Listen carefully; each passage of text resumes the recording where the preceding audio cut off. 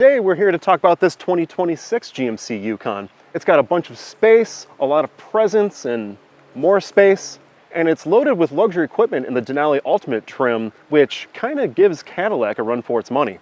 Let's dig into it.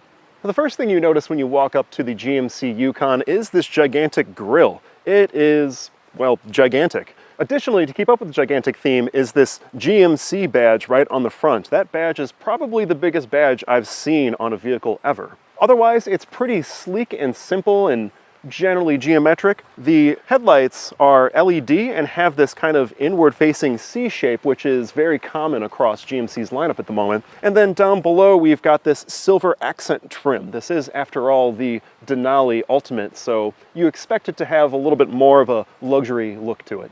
Along the side of this big old brute, the simple, elegant design continues. Most notably, we've got silver trim throughout that outlines the high belt line and down below along the door, with Denali trim on the door as well, and then Ultimate along the quarter panel, indicating that this is the Yukon Ultimate.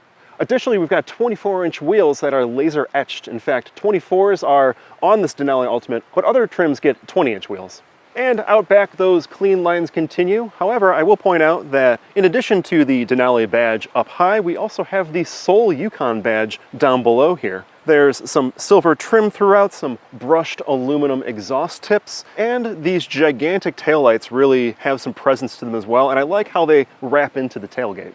It's not too often that a Chevy small block looks tiny under the hood of a car, but this is the case here with the Yukon. On this particular model is the 6.2-liter naturally aspirated V8, which makes 420 horsepower. Now, there is a 5.3-liter available that makes 355. No matter which one you go with, though, tow rating is 8,400 pounds. And also, the sole transmission available is a 10-speed auto. And also, you can get this with either rear-wheel drive or four-wheel drive. A diesel engine is also available, which comes in the form of a turbocharged 3-liter inline-six. Now, that engine comes in at 305 horsepower, which is a little bit less than the V8 engines. However, it has a lot more torque. Additionally, it has a bit better mileage. This 6.2-liter gets 16 miles per gallon combined. The 5.3 gets 18. However, that diesel gets 22. Pricing on the 2026 GMC Yukon starts at around $72,000 for the Elevation trim. Now, if you want to get into just a Denali trim, that starts at $83,000. However, this Denali Ultimate, this one in particular, goes up to $108,000. The first thing you notice when you hop into the 2026 Yukon is the space. I'm 6'3", and I actually raised the seat a little bit for a better overall view of the road, and I still have lots of headroom. If I were to drop it all the way down, I'd have an insane amount of headroom. Shoulder room is great, leg room is amazing. I've got an adjustable steering wheel that tilts up and telescopes nicely. It's a very spacious place to be up front. We've got this nice stitched leather across the dash and on the seats, and I especially like the stitching that's on the seats. It's got these very large stitches. Kind of reminds me of the baseball seats that came in the first generation Audi TT. I know, weird reference, but anyway, I'm gonna go with it. Otherwise, it's this nice dark walnut color. It looks very chic. And then across the dash is this wood trim that actually gives it a very nice sense of class for sure. Additionally, there are a lot of physical buttons throughout. I like that there are physical buttons and touchscreen controls for the climate down below. And then there are these covers for the front cup holders and wireless charging pad. The comfort is there as well. Both front seats are 16-way adjustable with heating, ventilation, and massaging.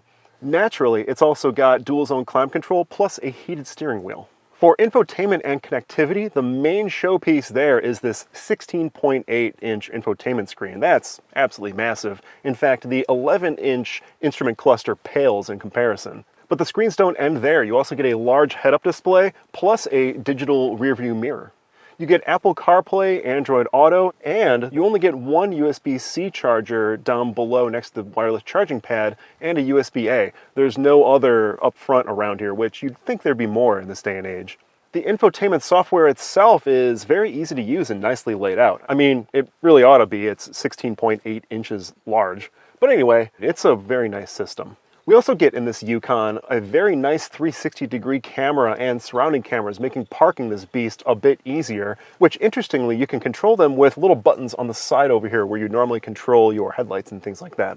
The bass sound system in the Yukon Denali is an 18-speaker Bose system, which features speakers inside the headrest. That's a neat little thing, and they're really nicely integrated in there. It looks very chic. Finally, I want to point out a little bit more extra detail about your storage in here. There's this kind of hidden cubby up top for putting sunglasses, change, whatever you like, but also this gigantic center armrest and cubby.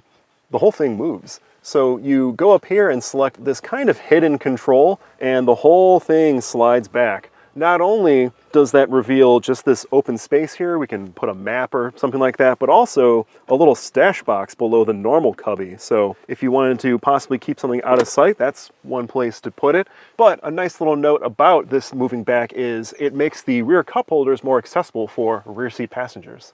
The Yukon's second row consists of 2 captain's chairs, which, interestingly, I mentioned up front that I've got lots of headroom and shoulder room. Back here, it's weirdly, I've got a lack of headroom, which, again, this is a large vehicle, you'd expect more. But at least we do have this gigantic panoramic sunroof that makes it feel a little less cavernous. And then I do have adjustability in these seats. I can both recline it and slide it forward and backwards, so that's a plus. The materials quality continues on back here with these very comfortable leather seats with beautiful stitching.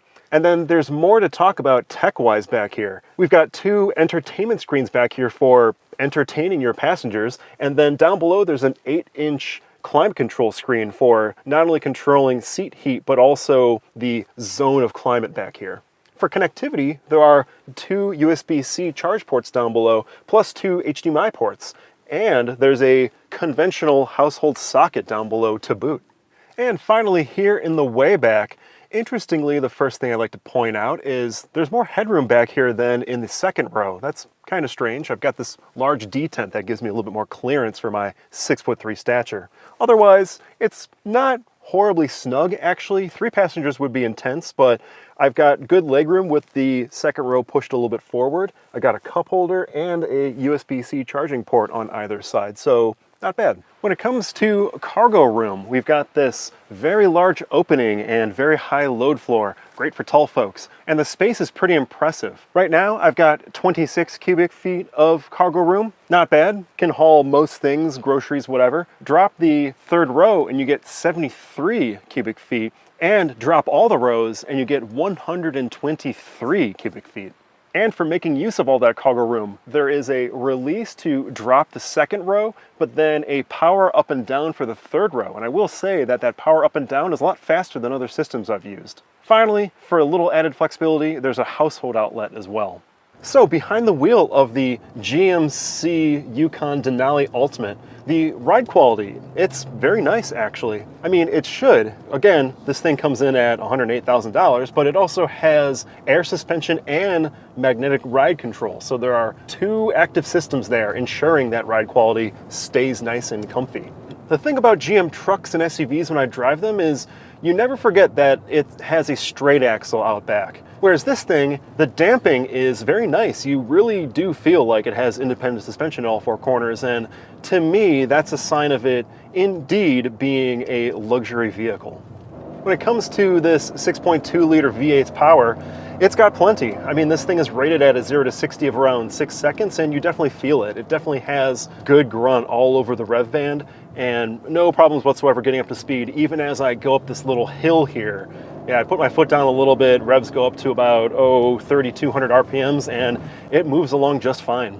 The Yukon's steering actually has pretty good response. It doesn't feel very wallowy and disconnected and overly soft. I mean, it's soft, but when you turn in, you do feel the whole body turn with it, which to me, that's impressive for a big truck, especially one that weighs like 6,000 pounds. In terms of overall handling, for, again, that 6,000 pound curb weight, it moves just fine through corners. You do feel nice and connected. It's a little soft, of course, because it is geared towards luxury, but it does feel confident. And to me, that overall confidence, I've mentioned this in videos before, that overall confidence translates to just feeling more safe and secure on the road. What's nice about this particular Yukon Denali Ultimate is it has Super Cruise, which is a neat hands-free driving experience on certain roads. Certainly not this one, but on certain highways and whatnot. So you can drive along in comfort and let the system take it from there. I mean, you still have to pay attention, but it'll do a lot of the driving for you. And then this also comes equipped with night vision, so you've got a little screen showing you what's ahead of you at night, and that can definitely come in handy on, say, well, a road just like this at night where there's really no streetlights to speak of. The road is kind of winding. You want to be aware of someone out walking or an animal crossing the road or something like that. It's nice to have for sure. And finally, seeing out of the GMC Yukon is no issue really. I mean, you do see the gigantic hood up ahead, so determining where exactly that front bumper is could be a little troubling for some people, but it's really not too bad. And getting an overall idea of where your limits are with this vehicle, not bad either. I am on a pretty tight little road right now, so I'm being a little extra careful. This thing is dimensionally large, but it doesn't feel unwieldy. It doesn't feel like it's too big for the road. And generally you think, oh, this thing might be a little too tough for an urban environment, might be a little bit tough for folks who aren't used to driving bigger vehicles. Honestly, I think most people would get along with this car just fine. In terms of looking around and checking my blind spot, it's not too bad. The C-pillar is pretty massive, and again, this thing is a long, massive truck, so it's not going to be amazing. But we do have advanced driver assistance like lane keep assist and blind spot monitoring. But otherwise, yeah, checking over your shoulder, not too bad at all. And so that, my friends, is the 2026 GMC Yukon Denali Ultimate. It's packed full of luxury, it's very spacious, weirdly not so much in the second row, and overall it's got some nice tech appointments. It joins in GMC's gigantic lineup pretty well. It does really knock on the door of Cadillac. Again, $108,000, that's a pretty substantial amount of money, but as we went over, you really do get a lot for that, including that really nice materials quality, which, if I'm being honest, wasn't really much of a thing in GMC and Chevy cars of yore. For more information on the GMC Yukon Denali Ultimate or any of its competitors, click the link in the description down below. And thanks for watching.